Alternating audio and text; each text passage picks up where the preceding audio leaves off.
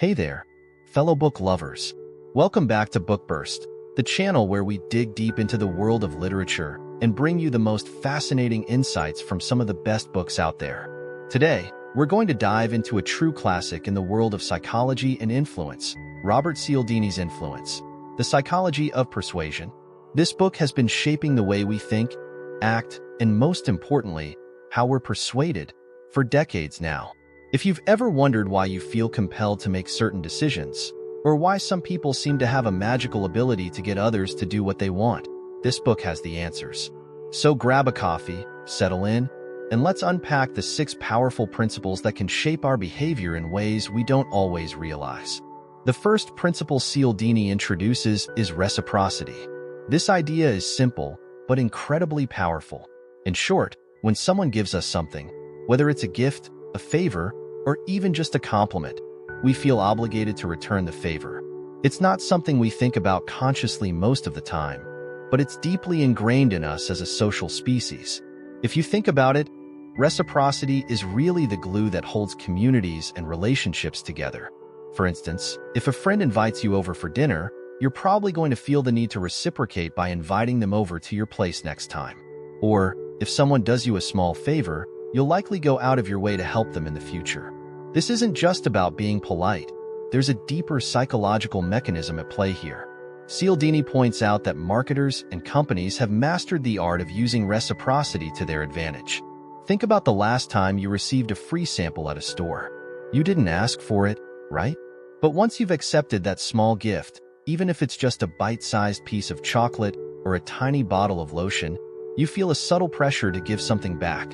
Often, that something is your purchase, and it works like a charm. Companies have found that by offering something small for free, whether it's a sample, a free trial, or even just a tiny gesture of goodwill, they can increase the likelihood that you'll make a purchase or commit to something larger down the line. What's fascinating is that even when we know we're being influenced, the pull of reciprocity is so strong that it can still work on us. The next time someone gives you something for free, pay attention to that little nudge in your mind. The one that says, I should give something back. That's the principle of reciprocity in action. Now let's move on to the principle of commitment and consistency. This is another incredibly powerful tool of persuasion, and it has a lot to do with how we see ourselves and how we want others to see us. Humans have a natural desire to appear consistent in our actions, beliefs, and decisions. Once we make a commitment, especially a public one, we feel an internal pressure to stick with it. This might be because we want to maintain a sense of personal integrity, or it could be because we want to appear reliable to others. Either way, once we've committed to something, it becomes a part of our identity, and we're much more likely to follow through, even if it wasn't something we were that invested in initially. Think about how this plays out in real life. Have you ever signed up for a gym membership? Maybe because a friend invited you, or because there was a special promotion going on? At first, you might not even be that interested in working out, but once you've made the commitment, especially if you've told people about it, you feel compelled to go.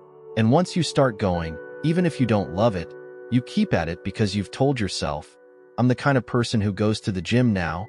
This desire for consistency can lead us to follow through on commitments that we might not have fully thought through at the beginning, but once we've taken that first step, it's hard to turn back. Marketers love using this principle to their advantage, too. For example, they'll often start with something small, a free trial, a low-cost offer, or a simple request for information. Once you've agreed to that initial, small commitment, you're much more likely to say yes to larger requests down the line. This is called the foot-in-the-door technique.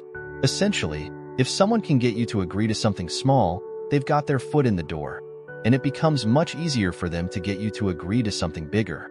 It's all about building momentum. Each small commitment makes you feel more invested, and before you know it, you've committed to something much larger than you initially planned. The next principle Cialdini explores is social proof, and this one is fascinating. As humans, we have a natural tendency to look to others for cues on how to behave, especially in situations where we're unsure of what to do. This is why you're more likely to pick a restaurant that's bustling with people than one that's empty. If other people are doing something, we tend to assume that they must know something we don't. This is why social proof is such a powerful force in persuasion. It taps into our desire to fit in and follow the crowd. In today's digital world, social proof is everywhere. Think about product reviews, star ratings, and social media likes.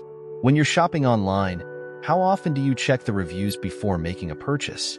Chances are, you rely heavily on what others have said about a product before deciding whether or not to buy it. Even if you don't know these people personally, their opinions matter because they provide social proof. This is why companies are so eager to highlight their most popular products, showcase customer testimonials, and display large numbers of social media followers. The message they're sending is, other people like this, so you should too. What's really interesting about social proof is how subtle it can be. It doesn't have to be overt to be effective.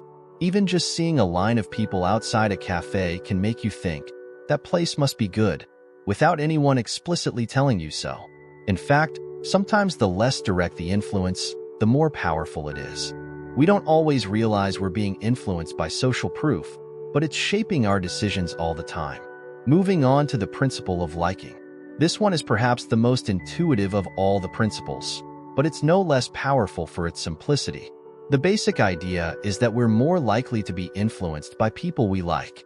Whether it's a friend, a colleague, or even a charismatic salesperson, we tend to say yes to people who make us feel good, who we find attractive, or who we can relate to in some way. Liking is a major factor in persuasion, and it operates on both conscious and subconscious levels. Cialdini outlines several factors that contribute to liking, such as physical attractiveness, similarity, and compliments. It's no surprise that we're more likely to agree with someone who looks good or shares similar interests and values. Think about the last time you were persuaded to do something. Maybe you bought a product or agreed to help someone with a task. Chances are, you were influenced by how much you liked the person asking. Maybe they made you laugh, or perhaps you had something in common, like a shared hobby or background. These small connections can have a huge impact on our willingness to be persuaded. This principle is particularly effective in the world of sales and marketing. Companies often use likable spokespersons or influencers to sell their products because they know we're more likely to trust and follow the recommendations of people we like. But it's not just limited to sales. In social situations, we're far more likely to be persuaded by friends than by strangers.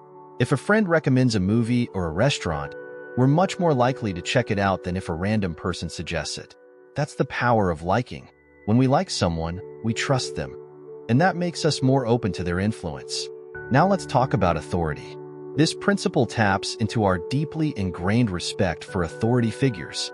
From a young age, we're taught to listen to and obey people in positions of authority, whether they're parents, teachers, or doctors. As adults, we continue to respect and follow authority figures, often without questioning their motives or the accuracy of their advice. If someone appears to be an expert or a figure of authority, we're much more likely to take their recommendations seriously. Cialdini highlights how authority can be used to persuade us in subtle and not so subtle ways.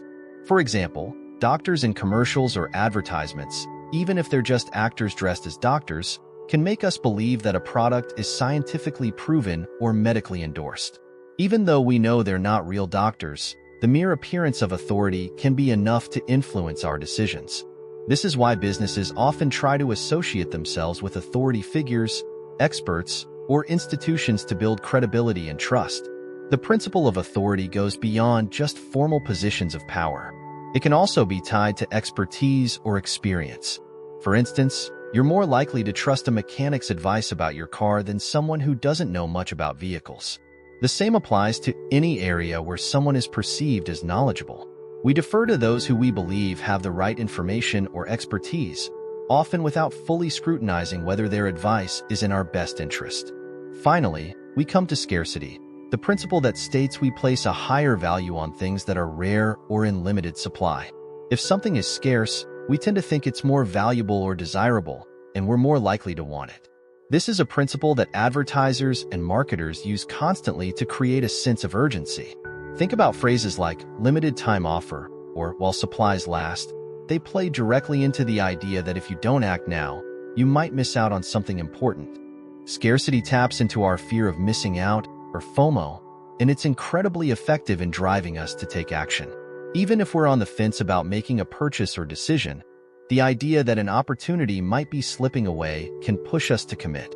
Marketers love to use this principle to their advantage because it creates a sense of urgency that can override our usual decision-making process. When we think we're about to lose out on something, we're more likely to make impulsive choices. Scarcity isn't just about physical items. It can also apply to opportunities, experiences, or information.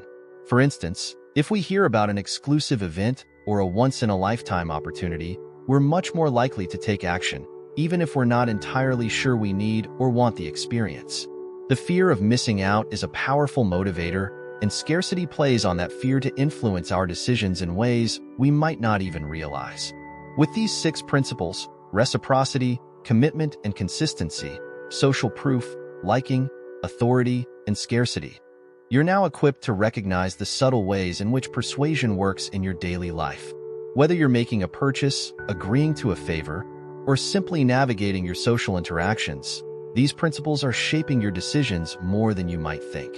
And while it's important to be aware of how we're influenced, it's also fascinating to see just how predictable human behavior can be when these psychological triggers are in play. So next time you're faced with a persuasive situation, take a moment to think about which principle might be at work. You might be surprised at just how often they come into play.